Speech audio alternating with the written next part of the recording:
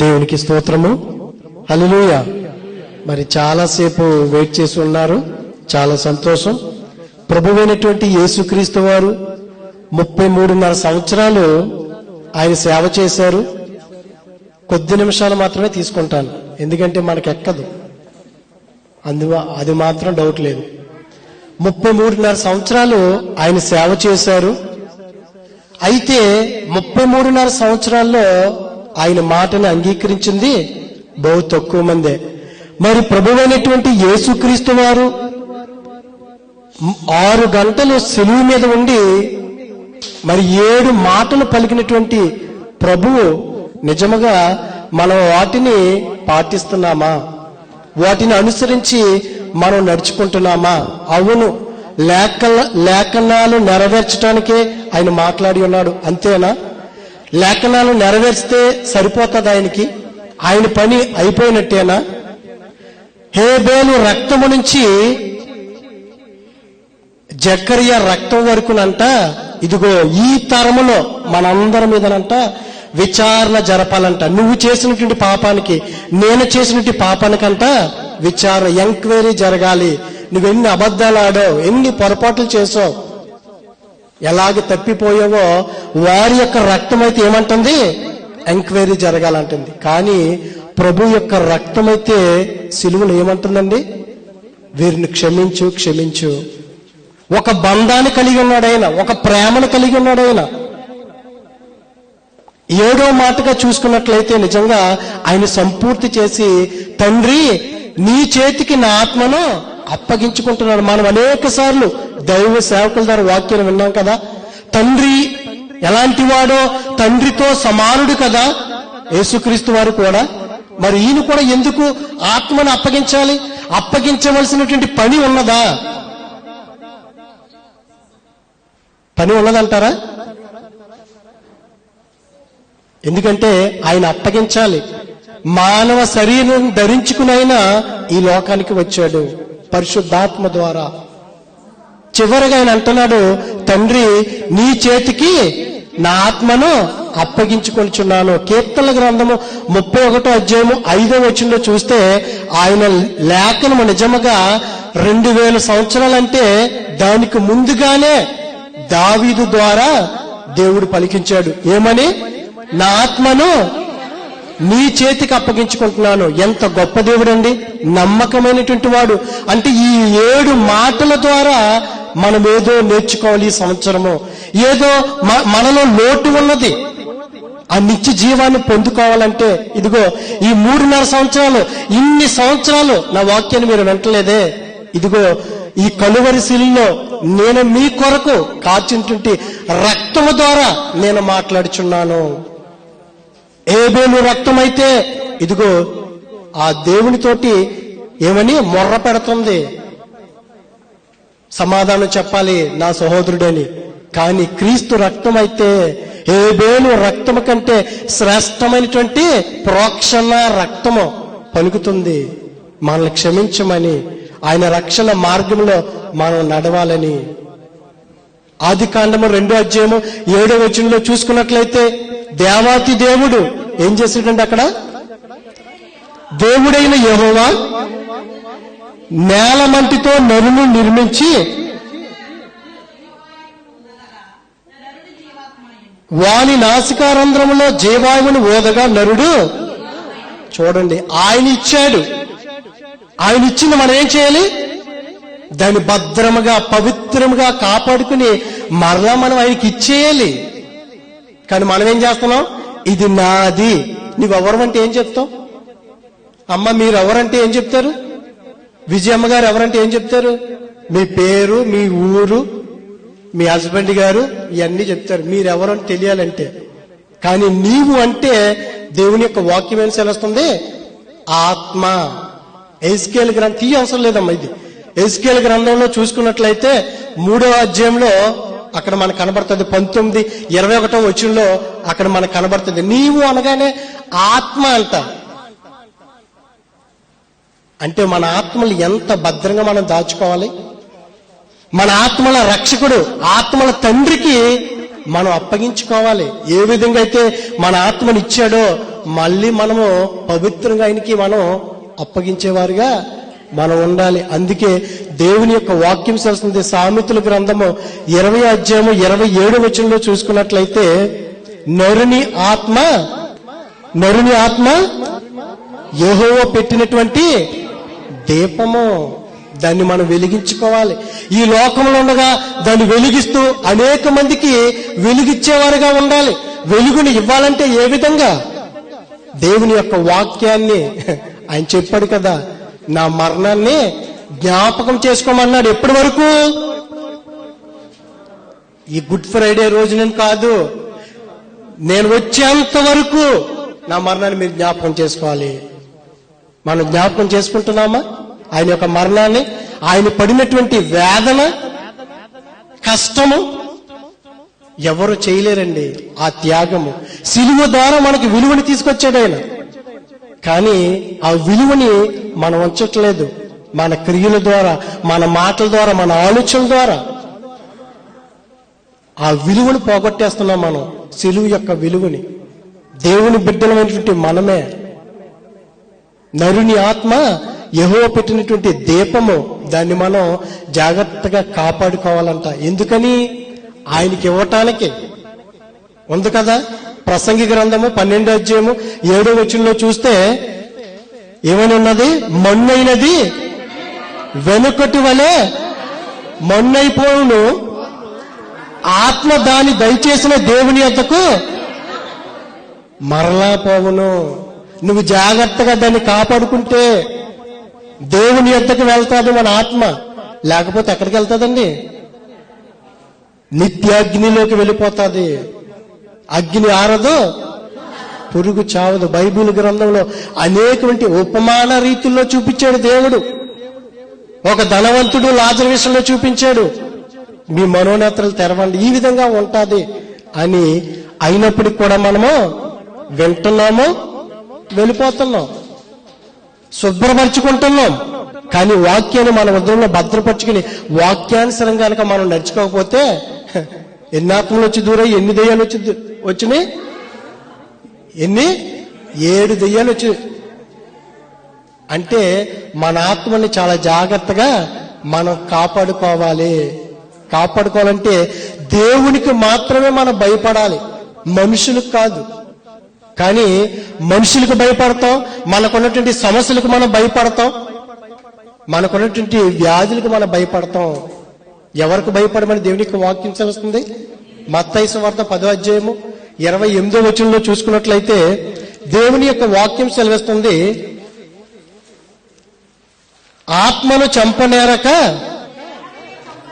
చదవడం అది ఎలా? ఆత్మను చంపనేరక దేహమునే చంపువారికి భయపడక గాని ఆత్మను దేహమును కూడా నరకములో నశింపచేయగలవానికి దేవునికి భయపడాలి మనం. కానీ దేవునికి భయపడలేదు మనం, మనుషులకు భయపడతాం. ఎక్కడైనా తప్పు చేస్తే ఎవడు చూస్తాడా ఏంటని నిన్ను నువ్వు కప్పిపుచ్చుకుంటావు. కానీ దేవుని యొక్క యెహోవా కన్నులు ప్రతి స్థలం మీద ఉన్నాయి. ఆయన చూసేటువంటి దేవుడు. కంటిని నిర్మించిన వాడు కానకుండునా, చెవిని నిర్మించిన వాడు వినకుండా, ఆయన వినకుండా ఉంటాడా? చూడకుండా ఉంటాడు? ఆయన చూస్తాడు. అయితే మనుషులకు కాదు మనం భయపడేది. ఇదిగో నీ యొక్క ఆత్మని, శరీరాన్ని నిత్యాగ్నిలో వెళ్ళిపోతుంది. ఆయన మాట వినకపోతే, నీ ఆత్మని కనుక జాగ్రత్తగా రక్షించకపోతే ఆయనకు భయపడాలంట. ఆనాడు యూదులు, ఇశ్రాయేలులు, పరిసయ్యులు, శాస్త్రులు ఎవరు భయపడలేదండి. ఆయనకి అపహసించారు. ఆయన నిజంగా రాత్రి వాక్యాలు చదువుతుంటే ఎంత ఇలాగ ఆయన్ని బాధించారు. రాత్రి అంతా ఆయనకి నిద్ర లేదు. 9 గంటల నుంచి 3 గంటల వరకు నిజంగా ఆయన సిలువ మీద ఉన్నారంటే, ఒక దెబ్బ తగిలి నువ్వు అలా వదిలేసేవానికి ఏమవుతుంది? రక్తం కారుతూ ఉంటే ఈగలో అనేక రకాల క్రిములు వచ్చేస్తా ఉంటాయి. నీ ముక్కు మీద గనక మధ్యరాత్రి సరే ఏదైనా వస్తే టపాలను కొడతావు. అలాంటిది దేవాతి దేవుడు ఆయన రక్తం కారుస్తూ కూడా ఎవరి గురించి మాట్లాడుతున్నాడు? మన గురించి, నా గురించి మాట్లాడుతున్నాడు. నీ ఆత్మను జాగ్రత్తగా నువ్వు కాపాడుకో. ఇదిగో నీవు నాకు భయపడు. ఎందుకని? ఈ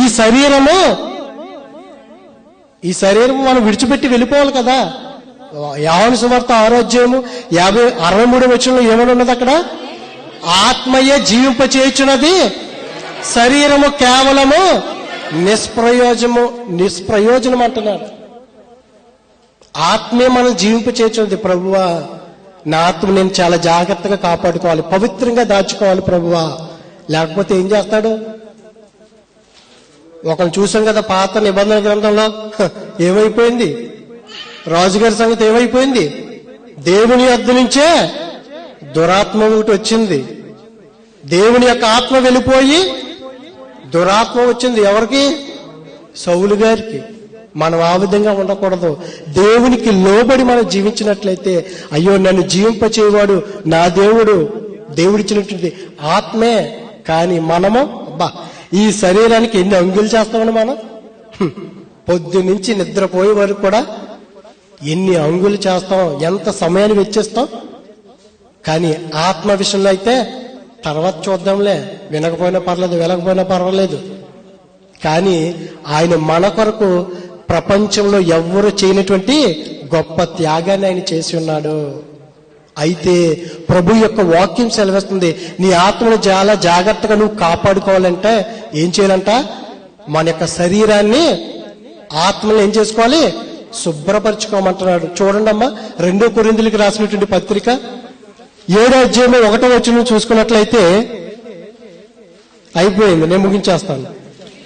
ప్రియులారా, మనకు ఈ వాగ్దానములు ఉన్నవి గనుక దేవుని భయముతో పరిశుద్ధతను సంపూర్తి చేసుకొనుచు శరీరమునకు ఆత్మకును కలిగిన సమస్త కల్మషము నుండి దేవునికి స్తోత్రం. చూడండి, మనందరం అనంట దేవుని భయముతో పరిశుద్ధతను సంపూర్తి చేసి, సంపూర్తి అయిపోయిందని మనకి.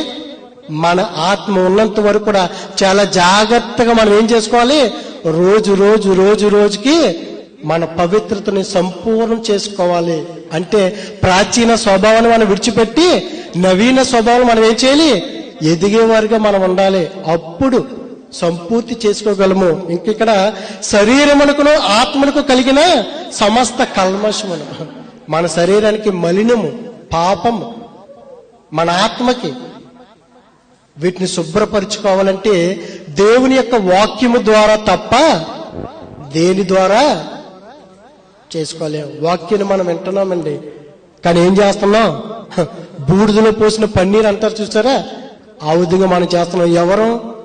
దేవుని ఎరిగినటువంటి వారు, దేవుని బిడ్డలము.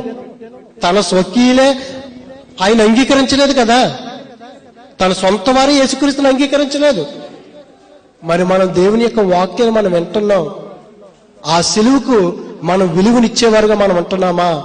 మన శరీరాలను, మన ఆత్మను మనము శుభ్రపరుచుకునే విధంగా పవిత్రపరుచుకున్నట్లయితే వాక్యం అనే పాల ద్వారా మన ఆత్మను నిజంగా మనం నమ్మకమైనటువంటి సృష్టికర్తకి మనం అప్పగించుకునే వారుగా ఉంటాం. చూడండి, అందుకే పేతురు, 1 పేతురు 4వ అధ్యాయంలో చూడండి ఒకసారి 19వ వచనంలో చూస్తే, 1 పేతురు 4వ అధ్యాయము 19వ వచనం చూడండి. కాబట్టి దేవుని చిత్త ప్రకారము బాధపడువారు సత్ప్రవర్తన గలవారై నమ్మకమైన సృష్టికర్తకు తమ ఆత్మను అప్పగించుకొనవలెను. ఎవరైతే గనక తమ శరీరాల్ని, తమ ఆత్మను శుభ్రపరుచుకుంటారో, వాక్యము ద్వారా శుద్ధీకరించుకుంటారో, అటువంటి వారంట దేవుని చిత్త ప్రకారము బాధపడేవారు, మంచి ప్రవర్తన కలిగి నమ్మకమైనటువంటి వారుగా ఉండాలి. మనం దేవుని దృష్టిలో, మనుషుల దృష్టిలో కాదు. నువ్వు దేవుని దృష్టిలో నమ్మకమైనటువంటి బిడ్డగా నువ్వు ఉండినట్లయితే ఆటోమేటిక్ గా మనుషుల దృష్టిలో నువ్వు కనబడతావు. మనుషుల కోసం కాదు మన ప్రయత్నం, దేవుని దృష్టిలో. మోషే నా ఇల్లు అంతట్లో నమ్మకమైనటువంటి వాడు అన్నాడు. ఆ విధంగా అంటే అవసరమైతే నా ప్రజల కొరకు నా పేరు జీవగ్రంథం నుంచి తుడిచేయమన్నాడు ఆయన.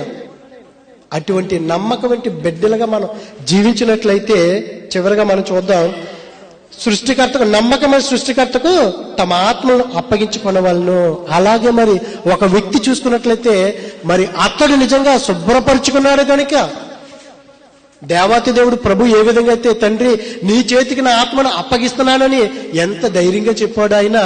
అపోస్తల కార్యంలో చూస్తే 7:59 కూడా స్టెఫెను కూడా అతడు ప్రభువా, చూడమ్మది అపోస్తల కార్యములు 7:59 చూడండి. ప్రభువును గూర్చి మొర్ర పెట్టుచు, యేసు ప్రభువా నా ఆత్మను చేర్చుకొనుమని, దేవునికి స్తోత్రం. ఇక్కడ చూడండి, స్టెఫెను యేసు ప్రభువా నా ఆత్మను చేర్చుకొనమని. చూడండి, రాళ్లతో కొట్టుతున్నటువంటి సమయంలో అతను ఏమడుగుతున్నాడు? అయ్యో అని బాధపడలేదు అతను కూడాని, మనలాంటి మనిషే కదా అతను కూడాని. కానీ దేవుడి మీద సంపూర్ణంగా ఆధారపడ్డాడు, పరిశుద్ధాత్మతో నిండినవాడు కనుక యేసు ప్రభువా నా ఆత్మను చేర్చుకొనుమని ఏమనమ్మా? నా ఆత్మను చేర్చుకోమని యేసు ప్రభు గారు నమ్మకమైన సృష్టికర్తని ఆయన అప్పగించుకుంటున్నాడు. మరి మనము కూడా ఆ విధంగా అర్పించుకున్నట్లయితే ప్రభువు ఎంతో సంతోషిస్తాడు. ప్రభువు కూడా ఎందుకు అర్పించుకున్నాడు? గలతీయులకు రాసినటువంటి పత్రిక 1:4 చూడండి. మన తండ్రి అయిన దేవుని చిత్త ప్రకారము క్రీస్తు మనలను, చూడండి, మన తండ్రి అయిన దేవుని చిత్త ప్రకారము క్రీస్తు మనల్ని ప్రస్తుతపు దుష్టకాలంలో నుండి, ఈ భయంకరమైన ఈ యుగంలో నుంచి మనల్ని రక్షించటానికి, దాని నుండి తప్పించటానికి, విమోచింపవలనని మన పాపముల నిమిత్తం అండి. ఒక మంచివాడి కోసం ఒక మంచివాడు చనిపోవటం అరుదు, కానీ ఒక చెడ్డవాడి కోసం మంచివాడు చనిపోవటం అరుదు. ఎంత గొప్ప భాగ్యం అండి ఇది. చెడ్డవారమైనటువంటి మన కొరకు ఆయన చనిపోడండి. ఆయనకి మనం ఎంత రుణపడి ఉన్నాం. ఆయనకి ఏం కావాలి? మన హృదయాలు కావాలి, మన ఆత్మలు కావాలి. కనుక మన ఆత్మను మనం శుభ్రపరచుకున్నట్లయితే చూడండి, అక్కడ మన పాపముల నిమిత్తము తన్ను తాను అప్పగించుకునేను. మన పాపం నిమిత్తము తన్ను తాను అప్పగించుకున్నాడు. కనుక మనము కూడా పరిశుద్ధత కలిగి, పవిత్రత కలిగి, దేవునికి ఇష్టమైనటువంటి బిడ్డలుగా మనం జీవించే వారికి ఉందాం. అటువంటి కృప దేవుడు మనందరికీ దయచేయునుగాక. ఆమేన్.